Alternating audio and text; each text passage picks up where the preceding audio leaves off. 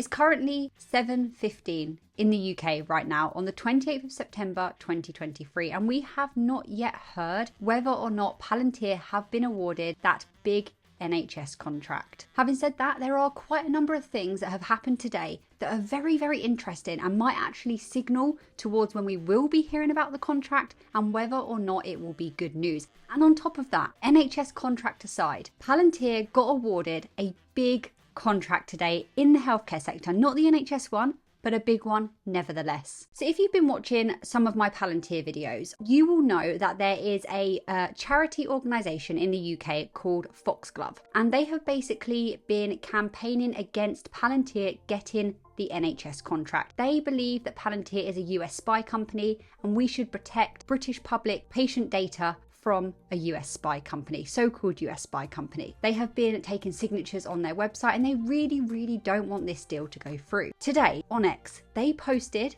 saying that they are leaving social media. You can see it here. This is the long form post, 28th of September, we are leaving social media for now. Now that just seems really, really odd that they would announce that on the day that the NHS contract is meant to happen. That could just be a coincidence, but it also could mean that they do not want to be on social media when the contract is announced. Now I wonder why that is. They have been so publicly not wanting this to happen that why would they then remove themselves from being on social media and being able to post about it if it wasn't in Palantir's favour? I may be just looking into that too much, but it's definitely interesting. I also saw this post on X. Now this again is an organisation, a person, whatever, that is against Palantir getting the contract. But interestingly, they posted that the decision on who will be awarded the £480 million NHS contract has likely been delayed until next month. Now you can see here they are also campaigning and trying to get people to email their MP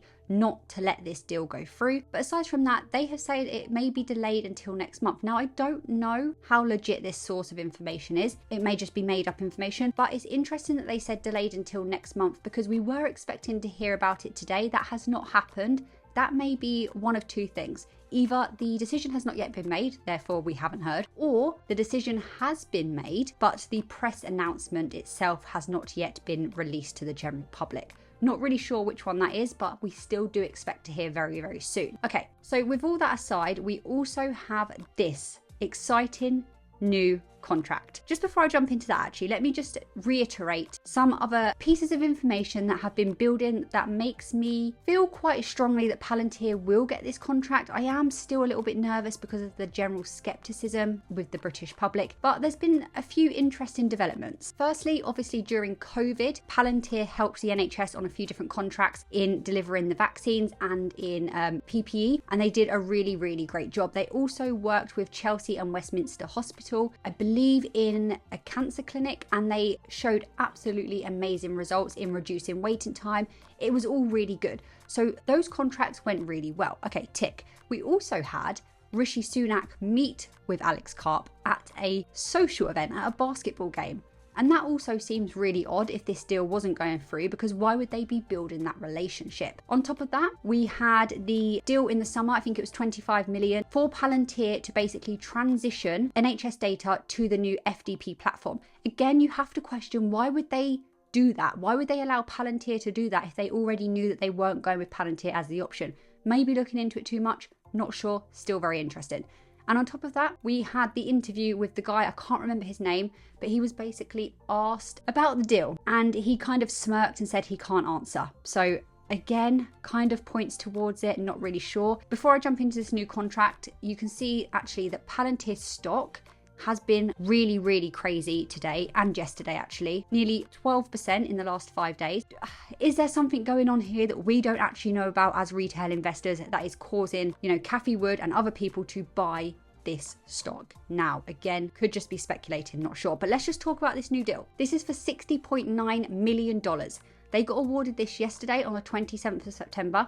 And it is a contract with the National Institutes of Health. Do not confuse this with the NHS. This is not a UK health organisation, just the names sound very similar. This is completely separate from that. But the reason that this is important, now obviously the revenue's great, but this is yet again another contract where Palantir is going to be helping the healthcare sector. They are becoming so crucial in the healthcare sector and providing such value that we are seeing more and more contracts coming every single, well, really often. And remember, this has come just days after that big 250 million contract. So, you know, momentum's building and it's getting really exciting. NHS deal aside, I'm still very bullish. I hope it goes through, but you know, time will tell. We don't know for sure what's going to happen yet. I hope that's brought you up to date with all the information that I know gets announced, hopefully, or very shortly after. Thanks for watching this video, and I'll see you in another one very shortly.